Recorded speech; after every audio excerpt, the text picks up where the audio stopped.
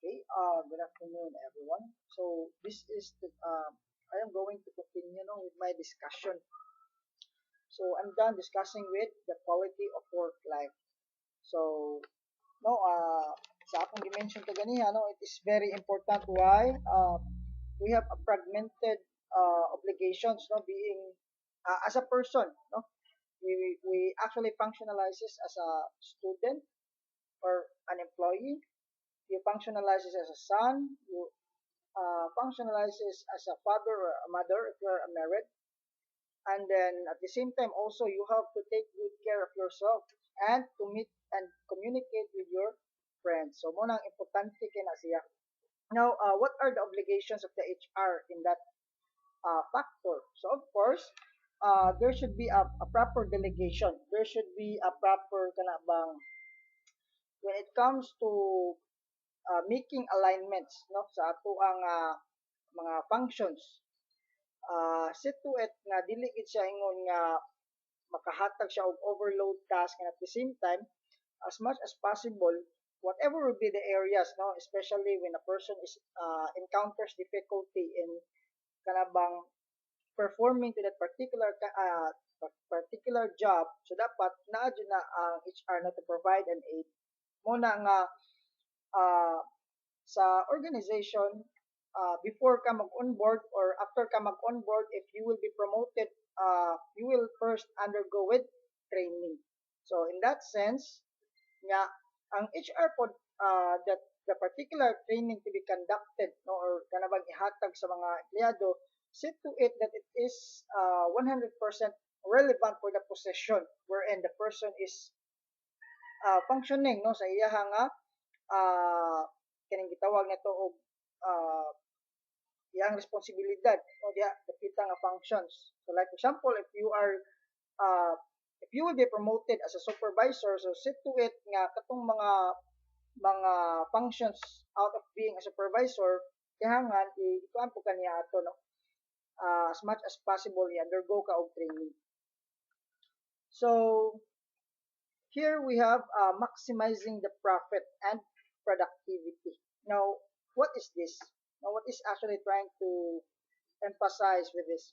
So, sa maximizing profit and productivity, dili na siya yung profit about money, because the employee itself, the manpower can be a good profit of the organization. So, like for example, if ang inyong trabaho is kana lang about sa shop, no, might as well kung inyo po siyang pud-an og lain pod na klase sa service, like shall we say mag-welding ba mo, or else maghatag ba mo og kanang in terms of kanabang electronic na mga trabaho, you can also pwede po na ninyo empower or i-apply para makahatag og additional service.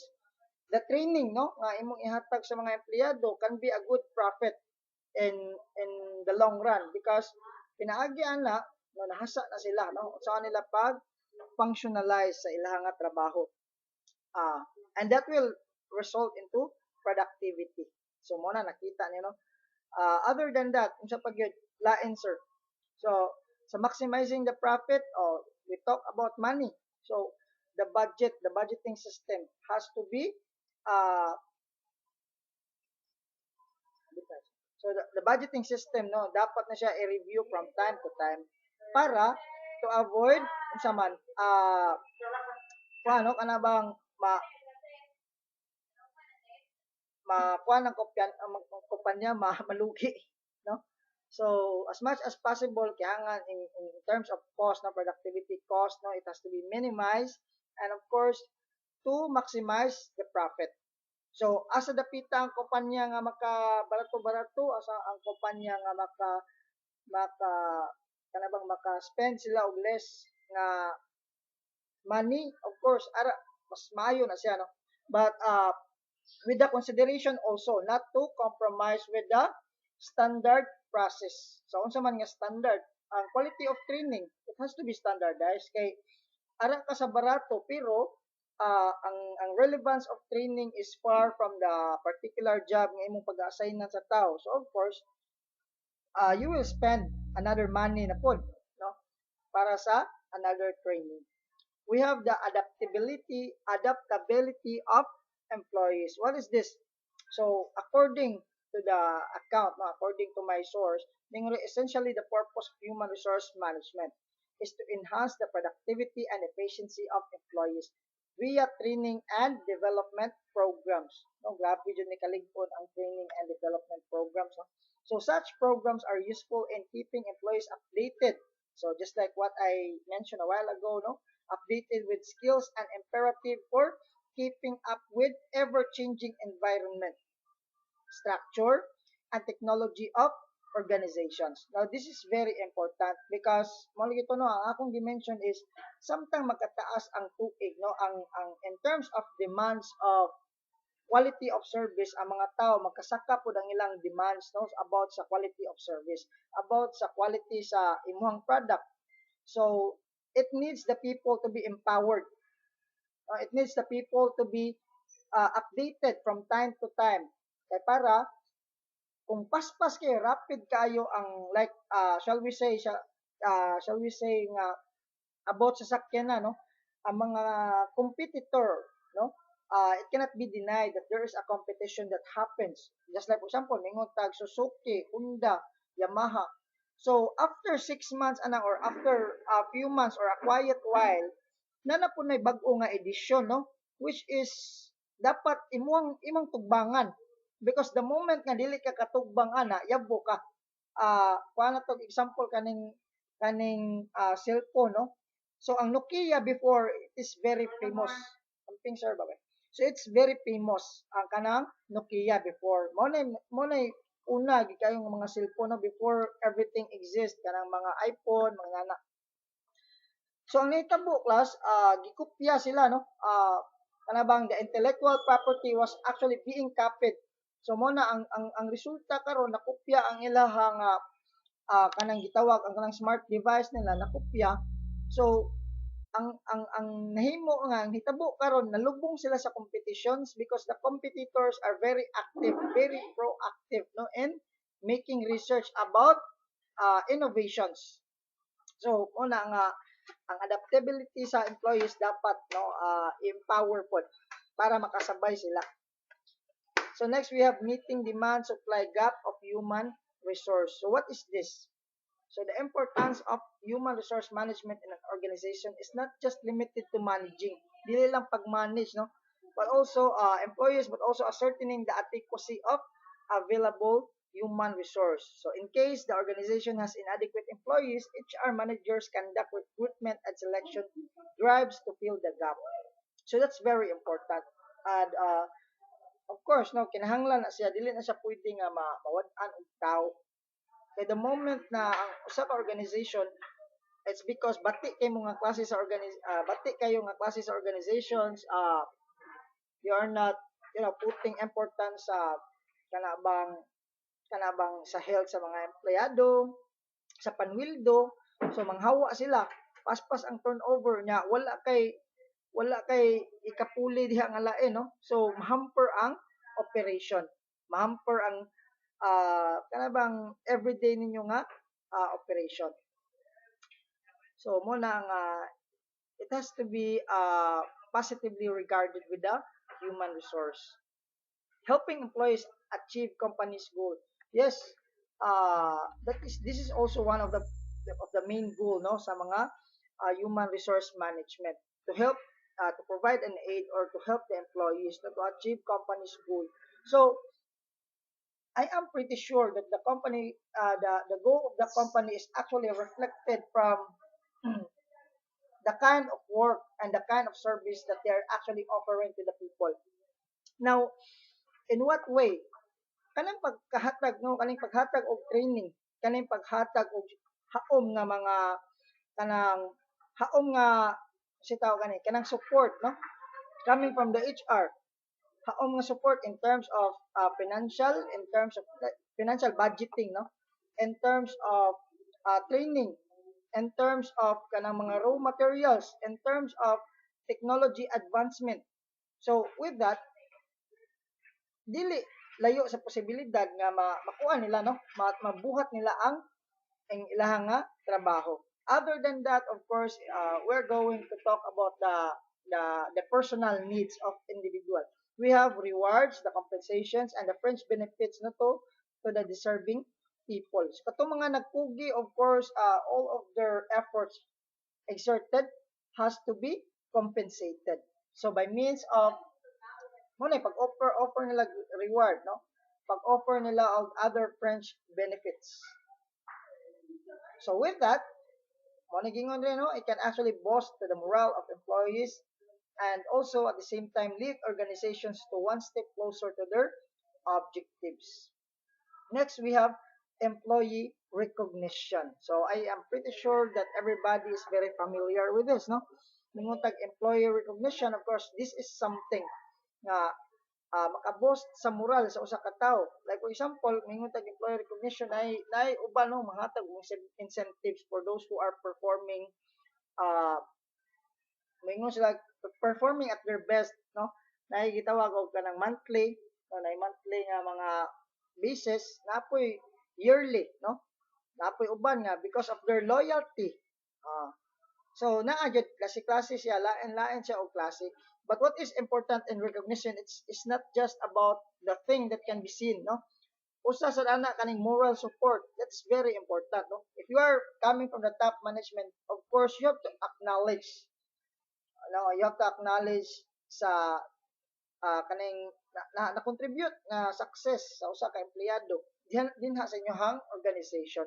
So in that sense, maka-feel po siya no, nga ang iyang effort was actually being valued. So, human resource managers must conduct timely appraisals to differentiate between high and low performers. Performance appraisals ang ipasabot ani class no. Kani nga appraisals between, of course, nasa ko ano, there is a separate after sa evaluation, of course, the appraisals in terms of performance will be separated into two, which is the high and the low. What happened to the low performer?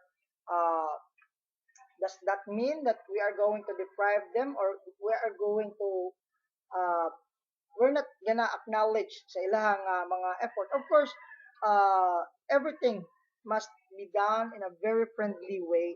So kinahanglan po sila nga ato po nga i-cheer up, no, for them to kanabang mahatagan niyo po na to sila gana despite the fact na wala sila kapasar sa standard, but still we have to lift them up, we have to encourage them, no, to be like the people who uh, kanabang nakabuhat og achievement. Okay, other than that, infusing team spirit. So what is infusing team spirit? Of course, you know, the onus to make every employee feel important in human resource managers. That's, you know, it is very impossible, no, for an employee to kanabang kanabang to ensure a long tenure to the particular organization if naka-feel sila nga kanabang word nga you don't belong here. Mura na sa sakit kay no. So everyone needs to be loved, no? Everyone needs to be dapat maka-feel sila no nga they belong to the particular group. So what is actually mahimong lakang sa usa ka HR. So the importance of teamwork. So from time to time, of course, as much as possible, you have to conduct activities that could actually empower the team spirit. So unsa man nga paagi sir, team building. Pwede if you can, if there's a budget no to be allocated for a month, mingon lang tag seasonal nga uh, basketball or other league, volleyball ana no. And kaning outing. So that is infusing. That is one way to infuse team spirit to the employees. Okay. Other than that, the support coming from the HR, the human resource. Like for example, unsa may say kinahanglan, uh, ang disposition sa usa ka human resource manager has to be, you have to be very approachable. Dili kay bossy ka nga style because you cannot establish good relationship towards mga employees kung ingana ang mga disposition. So that is very necessary. Next, we have business sustenance. What is business sustenance? Human resource management now ensures that the organization gets the best employees because a talented and capable workforce can work wonders of the company. This is true. What is the only way that a company can last long or can sustain, no? Even despite the fact that naam ginang presence sa mga challenges, naam ginang presence sa kaning gitawag nato mga pagsulay, no, sa kada organisasyon, but uh, what encourages the employee to, to maintain or to keep themselves and their vow of loyalty sa organization. So usa, no, kaning pag-support, no, especially katong mga empleyado nga naay mga ila-ilahang talent, no, naay mga kanabang nabay ilahang mga abilidad. So you have to empower them. You have to, as much as possible, those skills, those talents, those whatever will be the faculties, the positive faculties that they have in themselves, kinanglan imuha sila nga suportahan. Because mo lagi nagingon, workforce, capable workforce can work wonders for the company. Yes, they are the company's best asset, no, in order to attain success. So with that, ang usa ka organization mo lambo. Now let's go to conflict resolution. So what is actually a conflict resolution? Coming from the word itself, conflict resolution. So of course, uh, dako, no, or gamay nga organizations dili gid na siya nga malikayan, no, nga nay mo arise nga conflict, no, between teams, regardless if it is a small group or a bigger group. Nay mga instances nga unforeseen and inevitable, and then it is hard to let go of. So HR management is responsible for sorting out such differences in a very systematic way and facilitates smooth operations of the organization. So as much as possible, you should establish a friendly environment. And what is does the kanibang does the process of establishing a friendly environment is enough? No. Naadyo na mo aras nga conflict. Now, what is actually being tested or what is actually being measured is here, no, is kaning ato ang pagpagsettle about conflict. Kay ang kuan mo gud, no, at least dili ka magpakita og laban, and as much as possible ang pagkandak og investigation should be actually kana bang it has to be done, no, in a very just and fairly manner na wala kay gipanigan. Now, uh, upon the discussion, no, kung naa man gani na nahimutang nga, no, if the wages of the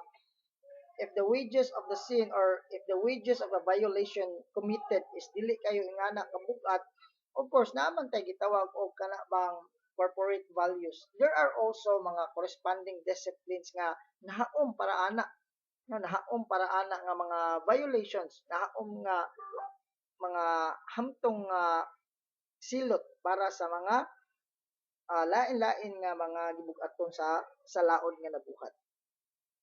So mao lagi no, ang pinaka key diha is to katong infuse team spirit. That is also one way, no, to avoid conflict, and as much as possible, no, dili gid siya ingon nga mag-require siya og kana bang bright kay ka nga mo resolve og problem. As much as possible, what is kana bang pinaka-importante is for you to provide precautions nga dili mahitabo ang problema.